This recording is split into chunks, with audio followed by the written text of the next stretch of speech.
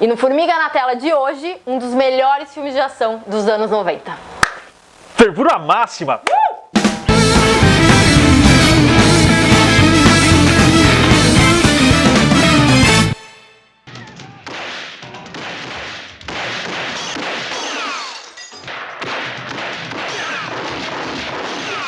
Bom, pessoal, antes da gente falar dessa obra-prima do cinema de ação, já larga seu like aqui no vídeo, inscreva-se no canal e ative o sininho para receber uma notificação toda vez que um vídeo novo for ao ar, beleza? Bom, Fervura Máxima, aí um verdadeiro clássico do cinema de ação, último filme do John Woo em Hong Kong, né? Para sermos mais exatos, 1992. E qual que é a questão aqui? Você falou um dos melhores filmes de ação dos anos 90, eu diria um dos melhores filmes de ação todos ever, assim. Não só pelo filme em si, pela estrutura do filme em si, mas da grande mudança que ele trouxe na estrutura dos filmes de ação. Quando você vai gravar um filme de ação, querendo ou não, as cenas de ação são mais caras que cenas de diálogo, né? Você tem aí toda uma cenografia diferente, objetos de cena, efeitos especiais, práticos ou digitais, enfim. Então a maioria dos filmes de ação antes do cinema de ação de Hong Kong ir para o Ocidente, você tinha uma estrutura muito conhecida que era, começa com uma cena de ação, passa o filme, lá no meio tem uma outra um pouco mais tímida e no final a apoteose, mas era basicamente isso, praticamente 3 cenas de ação, um pouco mais caras, um pouco mais extensas no filme e dependendo do filme às vezes tinha uma pequenininha cena de ação lá no meio e tal, mas basicamente era isso. Aí quando você vai assistir um filme como Fervura Máxima, que é um filme que não para, literalmente não para. A fervura é máxima mesmo. A fervura é máxima mesmo. Quando o filme para nos momentos de diálogos, por exemplo, eles estão se referindo já à ação. Sim. É claro, quando a gente pega esse tipo de filme, a gente vê que o roteiro de longe é a melhor coisa do filme, né? Embora, é claro, tenha algumas coisas interessantes, mas o roteiro ele serve para a ação, só que não de uma forma como a gente tem o cinema clássico de ação, no caso da época aí, mais ação policial da década de 70, depois de 80, um pouco mais extravasado, mas ainda assim aqui você tem aquele roteiro que ele vai gerar vários plots ao longo do filme para você ter desencadeado essa ação a cada 5 minutos, assim, né? Então isso é uma coisa sensacional. Eu sempre digo, pra mim Fervura Máxima foi um divisor de águas, porque assim, sempre gostei de cinema de ação, mas quando você assiste Fervura Máxima, você se dá conta que é o seguinte, não é só porrada, existe uma explicação para essa porrada e ela, graficamente, ela tem uma função e ela também tem função narrativa, né? Então assim, o John Woo, antes de fazer esse filme, ele fez o primeiro longa dele, que é o Bala na Cabeça. É um filmaço também. É um filme de ação que tem muitos diálogos. Pra ser um filme de ação, ele tem muitos diálogos, porque ele fala de jovens ali envolvidos na questão do Vietnã e tudo mais. Tem uma questão de trauma, de guerra ali, que é importante para a ação acontecer. No Fervura Máxima, isso é lapidado a, assim, níveis absurdos. Porque, assim, o Fervura Máxima, ele te conquista na primeira cena. Você senta pra ver, parece assim, vai começar um filme de Hong Kong, né? Porque a gente sabe que passou muito na TV, né? 92, assim, eu acho que a primeira vez que eu vi foi na TV. Então, assim, eu só fui conhecer a versão legendada desse filme quando saiu em DVD, né? Que saiu pela Obras Primas. Então, assim, é um filme que você senta e você não consegue mais levantar da cadeira porque você quer saber o que vai acontecer, por que aquele cara tá ali, por que essas explosões. E, por exemplo, eu acho que a ação acontece quando você menos espera, mas não é simplesmente não é um plot twist, é um negócio assim, você tá admirando a coisa, o cara tá ali armando um negócio, daqui a pouco, bum, explode um negócio. E explode porque tem que explodir, não é assim simplesmente queremos impressionar você ou queremos que você pule da cadeira. Exato. É um filme, ele é tão bem localizado na estética do cinema asiático, assim, quando a gente fala de cinema chinês, a gente sempre tem que fazer aquela velha divisão de 3 cinemas diferentes, né? Que é o cinema da China continental, de Hong Kong e Taiwan. Então, assim, quando você pega o cinema de Hong Kong, ele tem uma estética tão própria que, assim, se você pega... Hoje em dia o pessoal faz esses efeitos especiais trocando o rosto de atores, né? Tem Jim Carrey no Iluminado e tal. Se você pega esse filme e troca todos esses atores por atores ocidentais, por exemplo, não dá certo. Nem um pouco. É uma estética muito própria. Tanto é que, assim, tem alguns exageros no filme, como, por exemplo, só para falar um pouquinho da sinopse, né? Que a gente já acabou nem falando. Da sinopse. O personagem do Chow Yun-fat, ele é um policial, que o pessoal costuma chamar ele de tequila. Essas coisas são muito bacanas, né?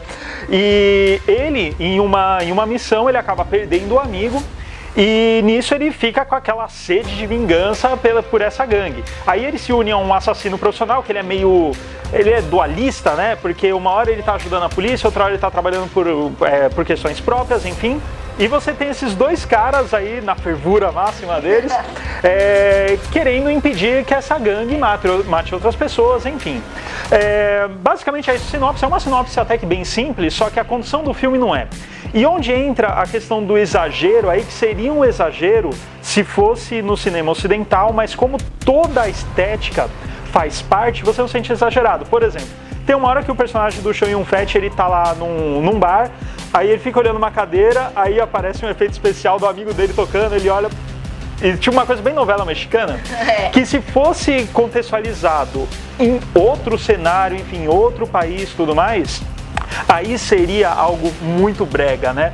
Mas ali, como a Bia falou, toda essa parte da ação, da violência, da porradaria, faz muita parte dessa estética. Tanto é, a primeira cena que você falou que é apoteótica, parece uma cena filmada nos dias de hoje, assim. Sim. Tamanha maestria, duração da cena, uma cena bem longa.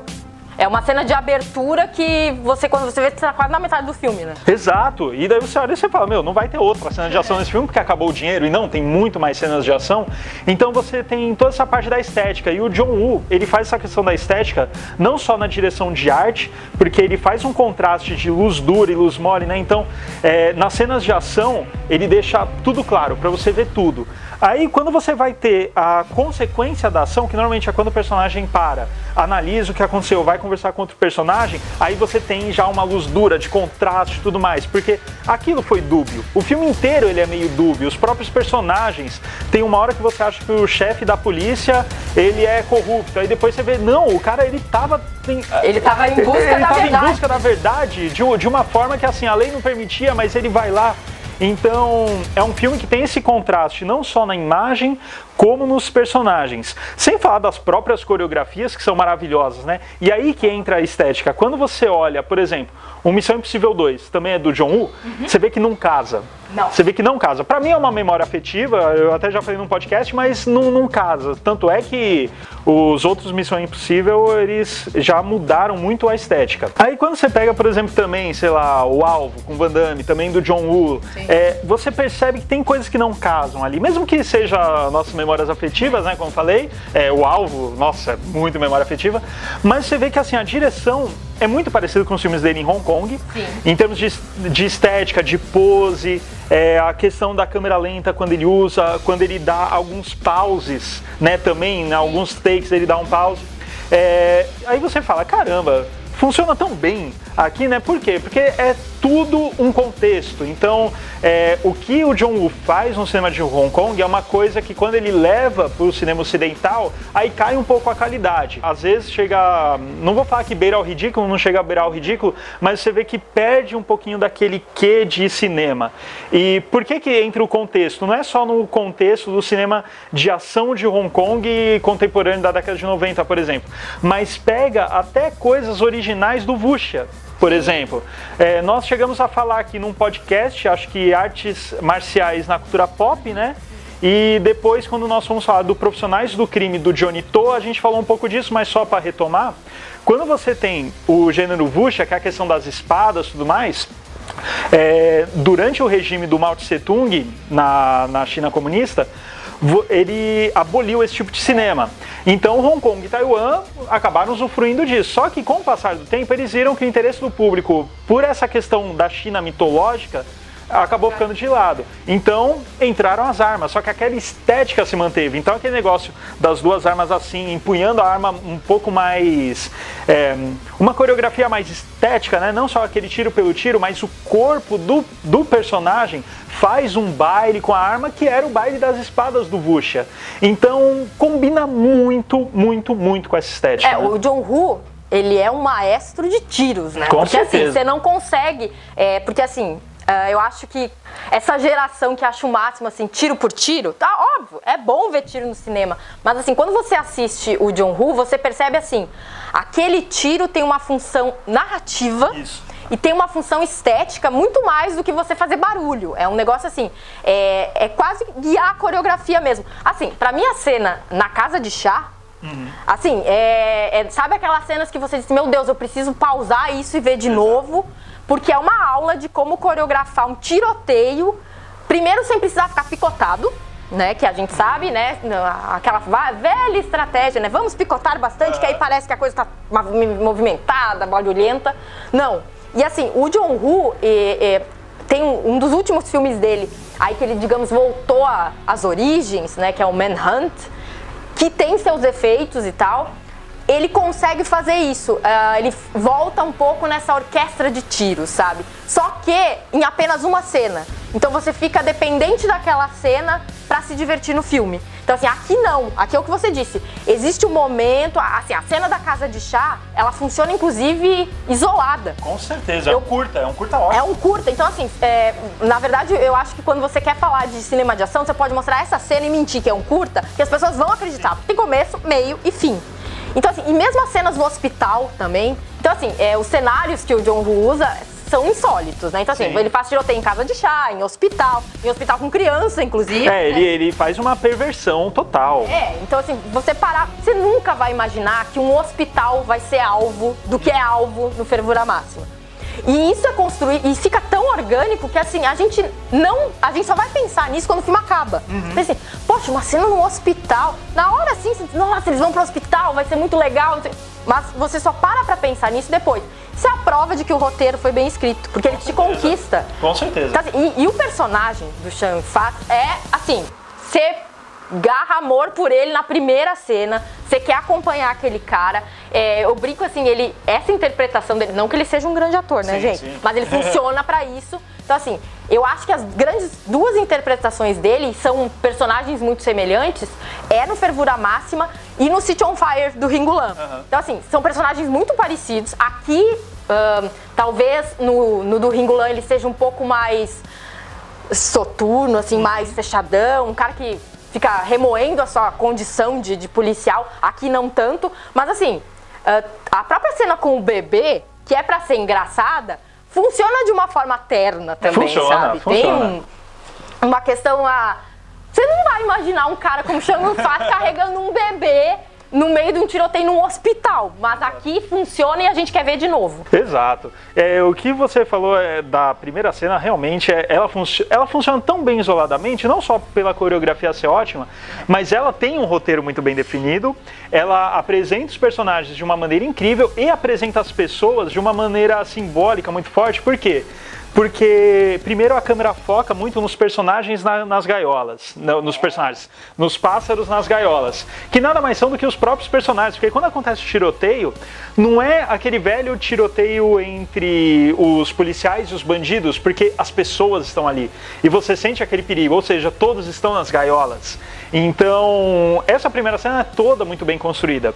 E quando você fala da atuação do Chow Yun-fat, realmente o personagem dele tem muita coisa para o ator trabalhar. Então, mesmo que o Chow Yun-fat tenha suas limitações como ator, ainda assim o personagem é muito interessante, né? O texto do personagem é interessante. É claro, o roteiro ele tem um quê de exagero, só que de novo, é um roteiro exagerado no meio de tudo que está exagerado, então nivela. E não é o exagero no sentido pejorativo. Faz parte da estética. Se você tivesse que ter alguma sutileza, por exemplo, no diálogo, a estética ficaria deslocada. E o interessante é que com todos os personagens, isso daí é uma coisa que é muito difícil você ver em filme de ação de Hong Kong, que normalmente você tem alguns personagens a mais, às vezes, personagens que estão lá... Uns extras. Igual a gente falou até no Profissionais do Crime, a personagem da menina lá, que às vezes demora muito para ela ter um papel importante, uma função importante. Aqui desde o começo, e são como se fossem peças que transformam todo esse caldeirão que está acontecendo lá em Hong Kong em algo muito volátil. Até esse nome, Fervura Máxima, tem tela quente e tal. Entretanto, combina com o filme, porque a qualquer momento os personagens podem explodir. E o personagem do Chow Yun-fat, desde o começo, ele se mostra um personagem esquentado, não fala da onde veio o apelido dele Tequila, mas a gente já imagina, né? Então, a partir daí, tudo que vai acontecendo, você fala, meu, esse cara vai pirar agora, ele vai dar um tiro no chefe dele agora, vai bater na mulher, vai fazer um montão de coisa. Então, é muito interessante que os personagens estão nessa situação, a ponto de até o personagem que é o assassino profissional, que você nunca sabe qual lado ele tá, você imaginaria que ele seria a bomba relógio. E não, é o policial, é o lado da lei. Então, como você falou, meu, cena de ação em hospital, cena de ação em uma casa de chá, que são ambientes mais estéreis, são ambientes um pouco mais calmos, tal. Então, o John Woo, ele faz uma perversão com tudo isso, né? Então, o lado da lei não é o lado da ordem. O cara que tá fora da lei, ele representa mais a ordem do que o cara da lei. O homem que deveria ser centrado, na verdade, é o esquentado. Exato. Então, assim, isso torna todo o filme muito interessante, a ponto de que, você falou, por exemplo, da cena do bebê. Eu falando vai parecer muito ridículo, que tem uma hora que o Chow Yun-fat pega um bebê no colo, aí começa a pegar fogo na calça dele, ele não sabe o que fazer, o bebê começa a mijar e apaga o fogo. Falando parece muito ridículo, mas quando você coloca nesse caldeirão, funciona que você, na hora que você vê, meu... Genial! Você vibra. E falando agora em ação, unicamente ação, a gente já falou da coreografia, já falou da direção de arte, enfim, que tudo encaixa muito bem, é pirotecnia total, só que em nenhum momento fica deslocada. Então, nesse sentido, o filme também te dá essa recompensa, porque, meu, é um filmaço de ação. Você pode pegar, meu, assistir comendo pipoca e assistir analisando cinematograficamente, porque ele recompensa todo o público que gosta de ação. O mais cinéfilo e aquele que é mais na adrenalina, né? E eu acho importante falar porque, assim, a gente sempre tem uma... Principalmente quem gosta de cinema de ação, da adrenalina pela adrenalina, esquece um pouco que os personagens de filmes de ação costumam ser muito trágicos. Sim. O Chow Yun-fat é trágico. No Ringo Lam também, no Street on Fire, então é mais trágico ainda. Então, assim, se a gente parar pra pensar... o John Woo é 2 em 1. Ele te deu 2 filmes. De manhã você assiste esse filme comendo uma pipoca, relaxando, você pode levantar e deixar o filme rolando, que você vai se divertir. Agora, se você disser assim, não, hoje eu quero pensar, eu quero olhar esse filme de uma forma mais...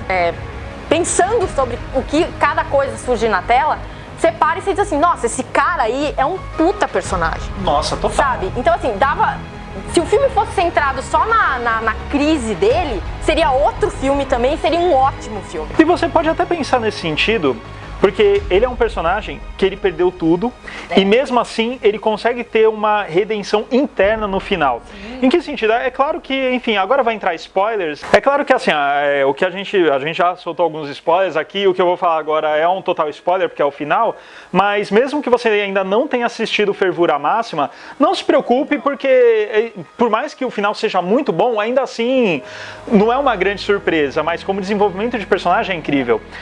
Como a Bia falou, é um personagem muito trágico, e ele de fato é.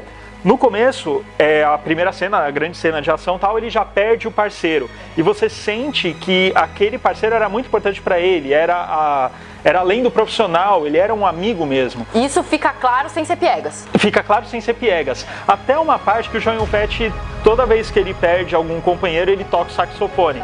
Mostra um lado sensível do personagem. Então não é só aquele policial esquentado, não. Ele tem uma sensibilidade, ele tem uma ternura dentro que ele não consegue explorar, ele só explora quando perde alguém. Aí você percebe que quando tem aquela personagem que é ex-namorada dele, praticamente, sim, aquela ex-namorada, você vê que eles tinham uma relação, não tem mais, muito pelo lado esquentado dele. Vai passando o filme, aí você fala, vão terminar juntos. Aí não terminam. Só que acontece, aí você fala, ok, você percebe que ele ainda queria alguma coisa com ela. E no final, quando tem o bebê, você percebe que, por mais que seja uma cena de ação, é o momento que ele mais fica centrado. Ele fica preocupado com aquele futuro e tal. Aí quando termina o filme, ele não termina esquentado, ele termina sereno. Que é a serenidade que ele precisava para tocar a vida, tanto com os colegas de trabalho, porque o fato dele ser esquentado fez com que ele perdesse o colega. Exato. O fato dele ser esquentado fez com que ele quase perdesse o novo colega dele. E fez com que ele perdeu a antiga namorada. Então aí ele fica sereno, que era o que ele precisava ser para não perder essas pessoas em volta, e mesmo assim ele não consegue recuperar. Mas ele, como personagem, ele evoluiu. Então, tanto é que o filme termina assim, Serenos. Não, e eu acho importante o fato de que essa serenidade pro personagem não é fruto da proximidade feminina. Exato, eu acho isso muito importante, porque assim, é aquele clichêzão barato de filme de ação, o cara é um esquentado, o cara bate em todo mundo, aí surge uma mulher que muda a vida dele, e ele vira um cara, um amor de pessoa. Não. Tanto que a personagem da namorada, ela tem uns olhares com ele pro final, que é quase como se ela se desse conta, poxa, ele precisou passar por tudo isso, ele precisou ser esquentado, ele precisou perder pessoas pra se tornar um cara melhor. E assim, talvez ela nem queira mais nada com ele, mas ela percebe que houve uma mudança no Exato. Ela olha ele com uma ternura já, tipo, porque antes ficava aquele negócio, é meu ex-namorado. Aí a partir, poxa, aceito ele assim como e aceito como ele se transformou.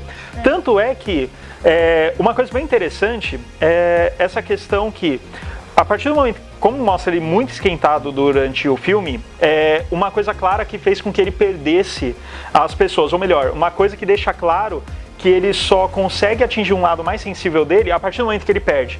Por quê? Porque tem uma questão de código ali, de mensagem secreta, que o agente duplo manda pra polícia, só que manda através de flores pra ex-namorada do Chow Yun-fat. E a mensagem secreta é através de música. E ele toca saxofone, ele é um cara próximo da música, só que ele não tinha a sensibilidade de ter esse lado sensível com a antiga namorada. Só a partir do momento que ele perde as pessoas, ele vai para esse lado sensível.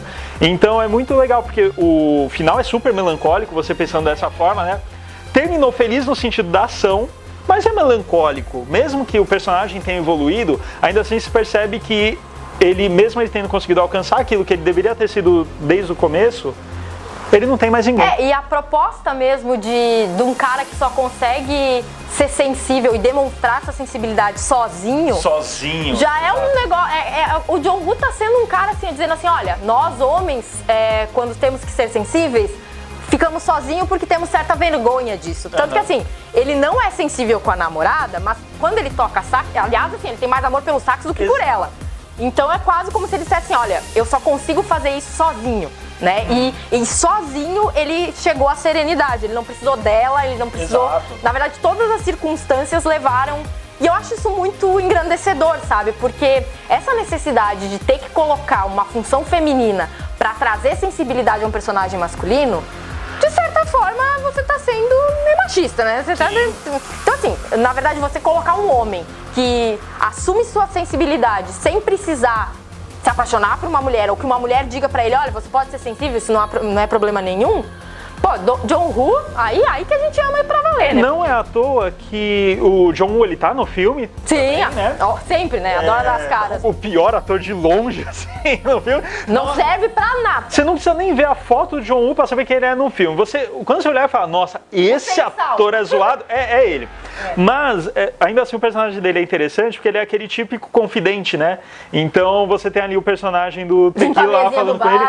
Exato. Por quê? Porque é aquele cara que não vai te julgar, porque ele já ouviu tantos podres, então é o momento que o Tequila consegue se abrir, ainda assim que ele se segura, mas é aquele momento, meu Deus, tipo, ele solta leva o suspiro com ele. Não à toa, é o diretor do filme. Então, isso é uma jogadinha interessante aí pra gente ficar pirando, né? Se você gosta do conteúdo do Formiga Elétrica, como nossos vídeos, podcasts e textos no site, seja um de nossos apoiadores. O Formiga Elétrica está com uma campanha de financiamento coletivo no Apoia-se, onde você pode contribuir com o quanto quiser para a continuidade do nosso trabalho. Os nossos apoiadores, além de participar de sorteios mensais, eles também têm direito a um grupo fechado no WhatsApp com todos os editores do Formiga Elétrica, além de lives exclusivas no YouTube. Então, para ser um de nossos apoiadores, basta acessar apoia.se/Formiga Elétrica. Venha fazer parte aqui da nossa família. É isso, pessoal, falamos aqui sobre esse classicaço de ação aí do cinema de Hong Kong e mundial, do John Woo, fervura máxima, vale muito a pena. Ele foi relançado aqui no Brasil recentemente pela Obras Primas, ou melhor, nem relançado, meio que em DVD foi lançado, né? Sim, nunca tinha saído em DVD. Então, gente, vale muito a pena. A imagem do filme aqui nessa edição, ela tá ótima. É um filmaço. Tem muitos extras. Tem extras, vale muito a pena. Então fica aí a dica. E se você gostou aí, se você ainda não deu like no começo do vídeo, como a gente pediu, dá o like agora. Não deixe de visitar nosso site, formigaelétrica.com.br, também nosso Instagram, @formiga.elétrica, e dá um pulinho lá no Spotify se você quiser ouvir nossos podcasts, o FormigaCast, que vão ao ar a cada 15 dias. É isso, pessoal. Até semana que vem.